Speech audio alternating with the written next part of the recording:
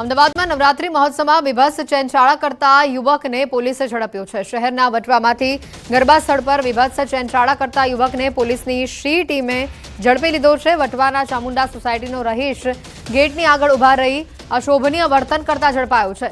વટવા પોલીસની શ્રી ટીમે તેને ઝડપ્યો છે। ઝડપાયેલા આરોપી કૌશિક નટવરલાલ પટેલ પીધેલી હાલતમાં પકડાયો છે। આરોપી વિરુદ્ધ વટવા પોલીસ સ્ટેશનમાં ફરિયાદ નોંધાઈ છે।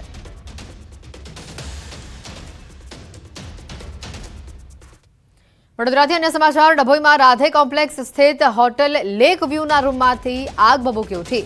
વહેલી સવારે 4 વાગ્યાની આસપાસ આ ઘટના બની। રૂમમાં શોર્ટ સર્કિટ થતા આગ લાગવાની આશંકા છે। હોટલના રૂમમાં ગાદેલા સહિતનો સામાન આગમાં સળગી ગયો। રૂમનો ગોડાઉન તરીકે ઉપયોગ કરાતો હોવાનું સામે આવ્યું। સદનસીબે બાજુના રૂમમાંથી સહેલાણીઓ બહાર નીકળી જતા તેઓનો આબાદ બચાવ થયો છે। વડોદરાથી ઘટનાના દ્રશ્યો। રૂમનો ગોડાઉન તરીકે ઉપયોગ કરવામાં આવતો હોવાની માહિતી છે। આ રૂમની અંદર શોર્ટ સર્કિટ થયું હતું। વહેલી સવારે 4 વાગ્યાની આ ઘટના છે। ડભોઈમાં રાધે કોમ્પ્લેક્સની આ હોટલમાં આગ લાગવાની આ જે તસવીરો છે તે સામે આવી રહી છે।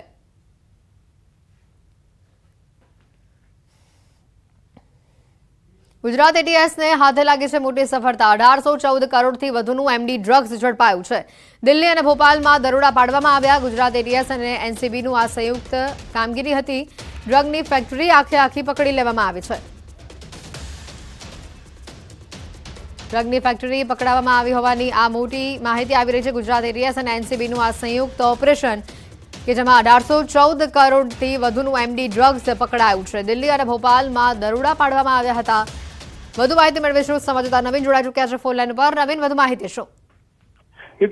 ગુજરાત એટીએસને ઇન્ફોર્મેશન મળી છે અને જે જૂનો કેસ હતો તેની ફોલોઅપની અંદર માહિતી મળી હતી કે આરોપીઓ અત્યારે પણ ભોપાલ અને જે દિલ્હીની અંદર એમડી ડ્રગની ફેક્ટરી ચલાવી રહ્યા છે।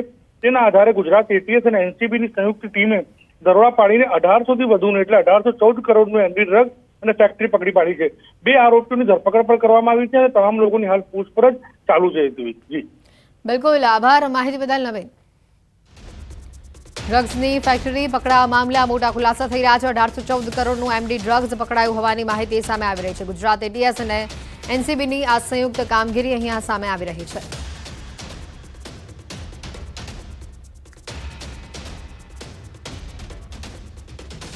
અમદાવાદના ચાણખેડા વિસ્તારમાં ડોક્ટરે સિક્યુરિટી ગાર્ડ સાથે જ મારામારી કરી। સિક્યુરિટી ગાર્ડ વાહન પાર્ક કરવા માટે સૂચના આપતા હુમલો કર્યો।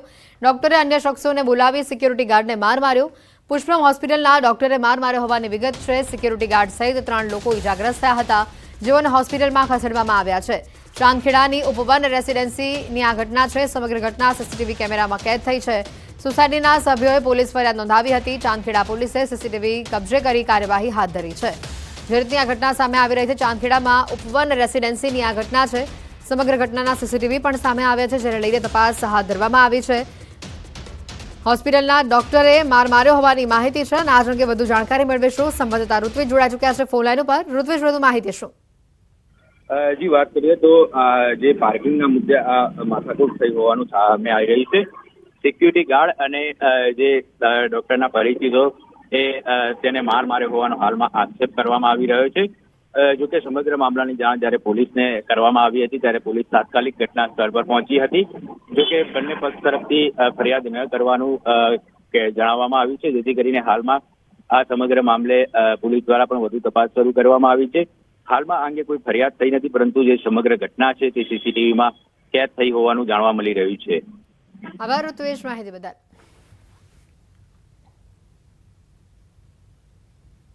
તો આ તરફ વડોદરામાં અસામાજિક તત્વોએ કાર પર પથ્થર ફેંક્યાનો આક્ષેપ કરવામાં આવી રહ્યો છે। અચીસરા ભેખડા રોડ ઉપર આ ઘટના બની। કાર ચાલકે લૂંટના ઈરાદે તસ્કરોએ કાર પર પથ્થરમારો કર્યા હોવાનો આક્ષેપ લગાવ્યો છે। કાર ચાલક નોકરીથી છૂટીને પીસાઈ ગામ પોતાના ઘરે જઈ રહ્યો હતો અને તે સમયે આ ઘટના બની।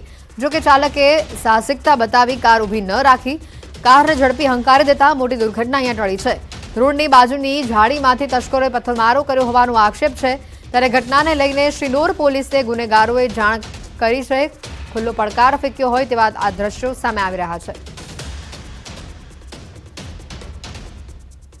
ફૂડ ઇન્ડસ્ટ્રીઝ અવાખલ ગામે જે ફેક્ટરી છે ત્યાં જોબ બજાવું છું।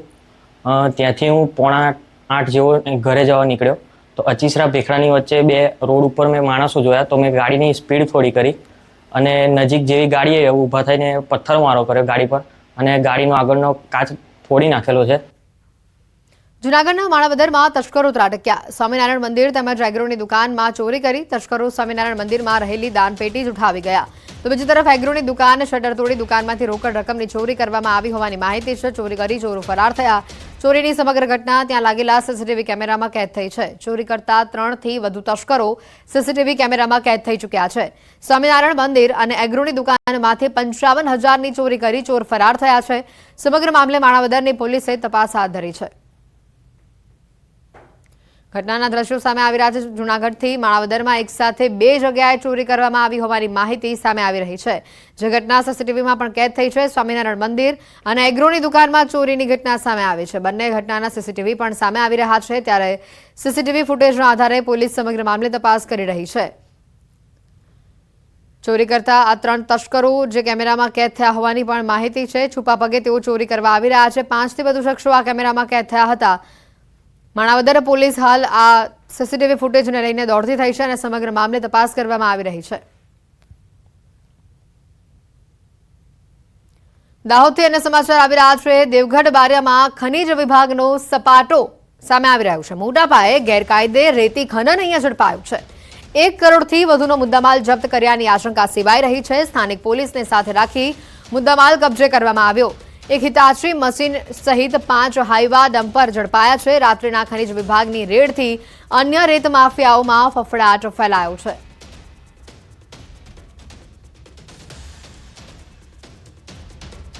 રાજકોટના ગોંડલયાર્ડ ખાતે આજે મહાસંમેલન યોજાશે. ગુજરાત રાજ્ય એડિબલ ઓઇલ અને સીડ એસોસિએશન દ્વારા આ સંમેલન યોજવામાં આવનાર છે. સંમેલનમાં ખાદ્યતેલના વેપારીઓ માટે આયાત અને નિકાસની પોલિસીને ધ્યાનમાં રાખીને ચર્ચા કરવામાં આવશે.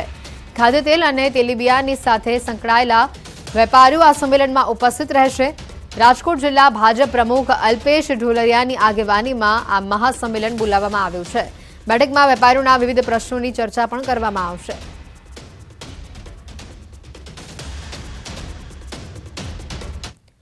પાટણ બાદ બનાસકાંઠામાં અલગ અલગ જિલ્લાની માંગ ઉઠી છે. ગુજરાતના 4 જિલ્લામાં અલગ જિલ્લો બનાવવાની માંગ ઉઠી રહી છે. ભાજપ કોંગ્રેસના નેતાઓ પક્ષાપક્ષી ભૂલીને એક મંચ પર સાથે દેખાયા. દિયોદરને જિલ્લા મથક બનાવવાની ઓગળ જિલ્લો બનાવવાની માંગ કરાઈ છે. દિયોદર ખાતે ભાજપ કોંગ્રેસના આગેવાનો અને સ્થાનિક લોકોની હાજરીમાં અલગ જિલ્લો બનાવવાની માંગ કરવામાં આવી.